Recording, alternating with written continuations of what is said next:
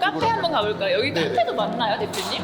거의 저가 커피만 한 12개가 있다라고 하더라고요. 이 건물 하나에 12개가 있다고요?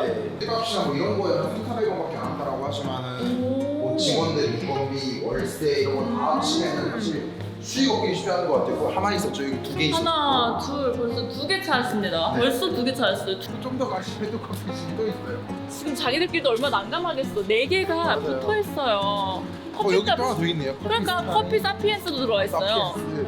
야 잠깐만, 그럼 커피 값이 한 잔에 얼마인가요? 잠깐만, 아메리카노 1,200원이에요.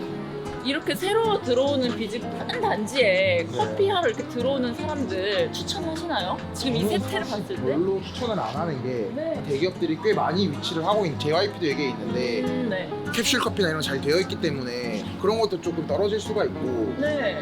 이 건물의 입주율이 중요한 것 같아요. 입주율이 지금 그렇게 높지 않은 상황에서 이렇게 많은 커피집이 생기면 또 직원들이 이용하기엔 또 아무래도 부담스럽고 카페가 9개가 있었는데 그 중에 2명이 있었어요. 네, 여기 9개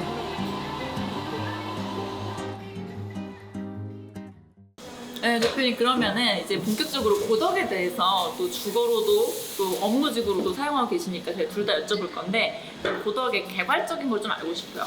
고덕이 옛날에는 거의 강남 4구에 들어가지 않았나요? 한강 밑에 있으니까 강남 4구인데 실제로 강남구, 서초구, 송파구 분들은 야 강동구가 조금 우리한테 끼기는 좀 그렇지 않아?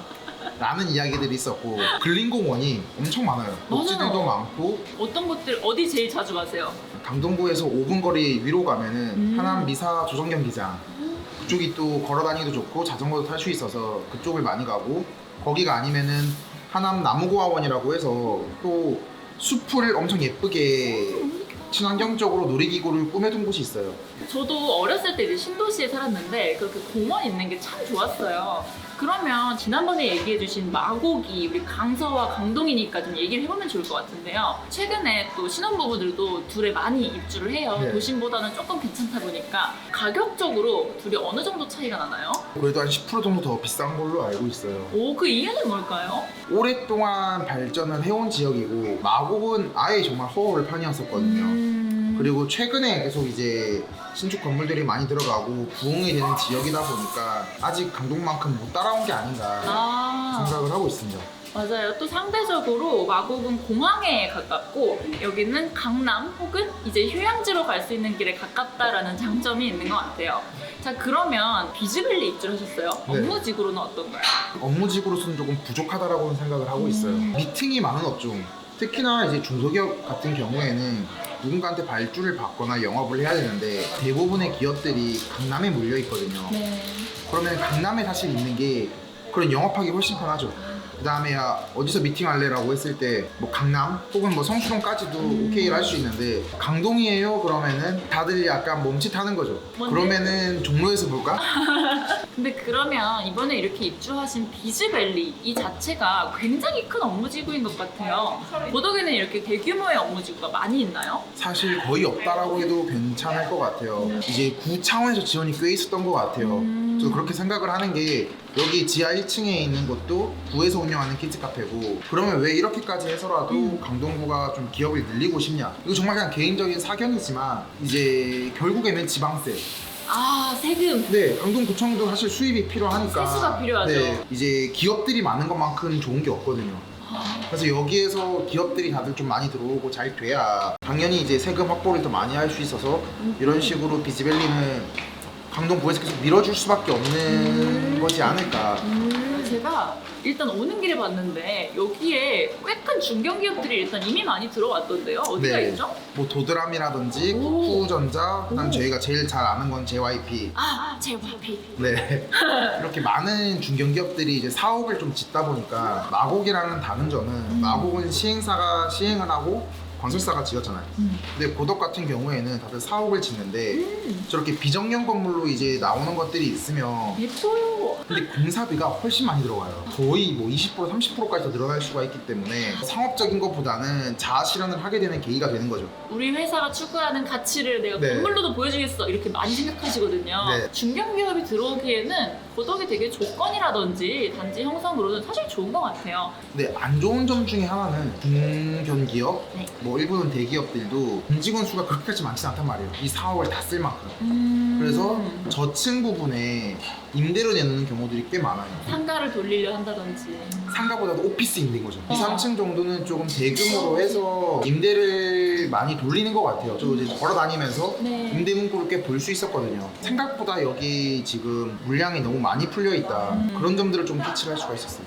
아 근데 그게 굉장히 좋은 포인트인데요. 사실 저희가 이런 상가 오피스 할 때 일단 뭐 분양을 받고 싶다라는 마음이 많이 들어요. 하지만 특히 고덕 같은 경우 그 분양 관련해서 요새 분쟁도 좀 있다고 들었어요. 대표적인 데가 혹시 어디일까요? 강동 아이파크 더 리버 라이브 오피스가 저는 가장 위험할 수 있다라고 생각을 하고 있어요. 주변에 이제 변호사들한테 야, 너네 어차피 집단 소송 하고 싶으면 전 작년부터 여기 중개사무소 돌아다니면서 정보 취합하고 준비를 해라고 말을 할 정도로 소송을 준비할 정도면 꽤 큰 분쟁인 것 같은데 제가 자세히 네. 어떤 것 때문에 이게 분쟁이 되는 걸까요? 개인적인 사견이지만 그때 제가 모델하우스에 방문을 했었거든요. 라이브 오피스인데 너무 아파트처럼 인테리어를 해놨어요. 오피스 맞아? 아, 이런 느낌이었었거든요. 근데 궁금한 게 라이브 오피스면은 그런 식으로 구성을 하는 게 법적으로는 문제가 없나요? 큰 문제가 없을 수도 있지만 나이가 많으신 분들이 꽤 많았어요. 근데 그때 들리는 걸로는 아 여기서 뭐 월세 받으시면 돼요 이런 식으로 한 걸 제가 그냥 지나가면서 뭐 들었던 것 같아요. 아 그러면 안 되죠. 네, 오피스니까 일단은 실제로 수원에서 사람들이 거주를 하다가 이번에 다 쫓겨난 적이 있었어요. 오피스에서 거주를 하면 안 되니까 점검을 하죠.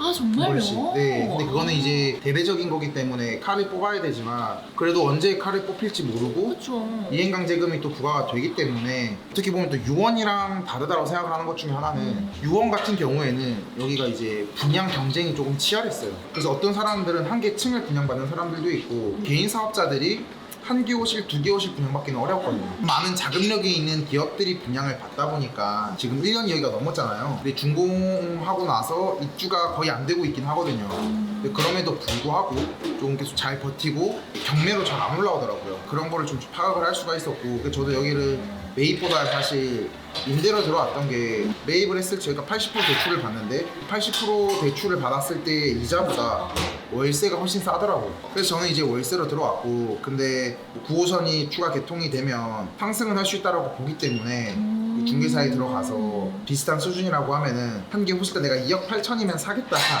말씀을 드렸었는데 이제 분양가 대비 너무 분양가가 얼마 있는지 여쭤봐도 될까요? 분양가는 거의 한 4억 정도 했던 걸로 알고 있어요. 평당 비싸네요. 1,500 정도 했던 걸로 알고 있고 그러면 한 개 호실을 4억이니까 80% 대출을 땡긴다고 하면 3억 2천을 땡기는 거잖아요. 네. 그럼 거기에 대한 이자가 거의 300억? 120, 130 정도 120, 130? 네, 한 4, 5% 잡았을 때는 월세는 얼마인가요? 70만 원 정도를 하고 아이고 있으니까 그럼 매달 마이너스 50이네. 네. 그래서 이제 저는 매입보다는 임대로 생각을 했었고 지하철이 개통이 된다라고 하더라도 입주율이 다이나믹하게 올라갈지는 잘 모르겠어요. 어떤 이유로 그렇게 생각하세요? 9호선이 개통됐을 때 그래도 너무 동쪽이거든요. 물론 지금은 다들 버스를 타고 직원들이 출퇴근을 해야 되니까 그거보다 좀 더 편해지는 건 있겠지만 이제 강동이라고 했을 때 서울이라는 거 제외하면은 사실 뭐 입지로서 큰 메리트 저는 못 느낄 것 같아요. 그러네요. 네. 사실 서울로 생각을 했을 때 서울과 왔다 갔다 할 일이 많으신 분들한테는 저도 올 때 교통만 진짜 아쉽다. 다른 거 타주는데 조금 걸린다라는 생각했거든요. 네. 그리고 제가 지금 드는 생각이 대표님이야 부동산 전문가시니까 이런 걸 따져보고 여기는 분양보다 임대가 낫겠어 라고 생각하실 수 있는데 그렇지 않은 분들도 있을 수 있어요. 그럼 제가 구독자들을 위해서 이 질문을 드리고 싶습니다. 오피스텔 혹은 상업지구 들어오고 싶을 때 임대 받기 전에 혹은 분양 받기 전에 어떤 걸 좀 따져보면 좋을까요? 만약에 분양을 받는다라거나 매매를 할 때는 입주율은 꼭 체크를 해야 돼요. 어디서 확인할 수 있나요? 관리사무소에 가면은 입주 현황판이라는 게 있어요. 그거를 보면은 조금 파악을 할 수가 있는데 매매 예정자라고 해서 들어가면은 이제 관리센터에 따라서 호의적인 것도 있고 아닌 것들도 있어요.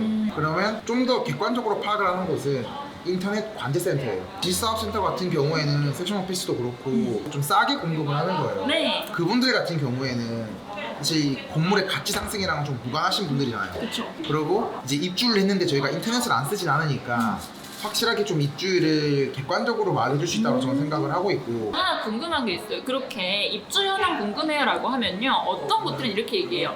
지금 조금 낮은데 보통 이게 분양이 완판되기 직전에 확 올라갑니다. 막 제이컵을 그린다고 막 하시는데 그거 불화인가요? 어느 정도는 맞다라고 생각을 해요. 오. 그래서 상가 분양을 아파트랑 다르게 준공하기 한 6, 7개월 전부터 많이 시작을 하거든요. 제이커브를 믿고 사기에는 조금 힘든 것 같아요. 그러면 아파트 같은 경우는 보통 분양을 얼마 전부터 시작하죠? 6, 7개월이 아니라? 거의 착공과 동시에 선분양을 하니까 네. 시작을 하고 있고, 간혹 그런 분양가 상한제나 이런 거를 피하기 위해서 후분양으로 돌릴 수가 있지만 대부분 저희 선분양을 하니까 네. 착공과 동시에 그래서 모델하우스를 지어주고 사람들한테 보여주는 건데, 그런 돈을 조금 아끼고자 뭐 VR 모델하우스라든지 아, 요새 많이 요즘엔 하죠. 온라인으로도 많이 하고 있죠. 아, 너무 좋습니다. 그러면 이렇게 입주 현황은 일단 당연히 봐야 될 것 같아요. 지난번 모텔 투자할 때 공실률 봐라랑 비슷한 것 같습니다. 이거 외에 또 체크할 게 있을까요? 그 다음에는 내 업무 색깔과 협업할 수 있는 회사들이 얼마나 많은가. 너무 좋은 포인트입니다. 이게 진짜 중요해요. 특히 작은 기업일수록 네. 그 동네에서 아는 대표님들이랑 어떻게 알게 돼서 협업하는 경우가 되게 많더라고요. 네, 테크 기업들이 강남에 많이 몰리는 게 그 안에서 자기들끼리 교류하고 정보를 얻는데 물리적인 근접성이 확실하게 이득이 많이 되는 것 같아요. 아, 좋습니다. 근데 물리적 근접성 얘기하셨는데 우리가 어떤 곳이 이제 새로 개발 중이다. 특히 이제 신도시들 보면 앞으로 지하철 뚫립니다. 이런 식으로 앞으로 있을 것들도 홍보를 많이 하는데요. 이런 것들 고려해서 미리 좀 투자하는 거는 안 좋은 선택일까요? 저는 좋지 않다라고 생각을 하고 있어요. 어떤 점에서요? 제가 분양을 받을 때 그런 팜플렛을 아예 안 봐요. 왜죠? 그 팜플렛을 거기에 나오는 모델이라든지 이 분양 상품이 좋아 보일 수밖에 없게 만들거든요. 그쵸. 그거를 위해서 분양 대행사들이 많은 시간을 할애하고 있고, 그럼 제가 객관적인 판단하기가 어려운 거죠. 네. 감정이 휘둘리기 때문에 아. 오히려 그런 홍보 사이트 팜플렛을 안 보고 직접 좀 공부를 해서 정보를 파악을 하려고 많이 하고 있고, 지하철 같은 경우에도 예를 들어서 여기가 준공이 26년인데 지하철 개통은 29년일 수 있어요.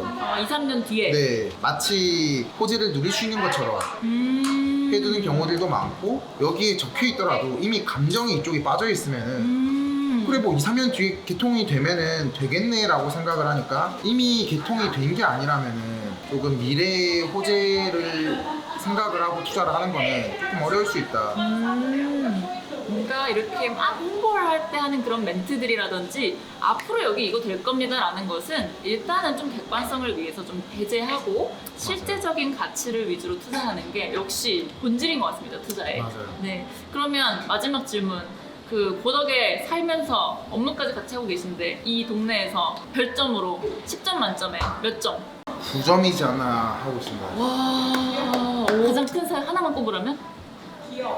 깔끔한 거예요. 이런 신도시 같이. 네, 여기도 비즈밸리 전체가 다 맞아요. 새로 지었고 거리 자체가 정돈된 느낌, 신도시 네. 느낌이라서 그게 제일 베스트인 것 같아요. 그러면은 저는 여기에 지하철이 개통되잖아요. 그때 오겠습니다. 지하철 개통됐을 때 우리 한번 봅시다. 그러면 저희 이제 고덕을 좀 둘러보러 다시 한번 이동을 해볼게요. 네, 알겠습니다.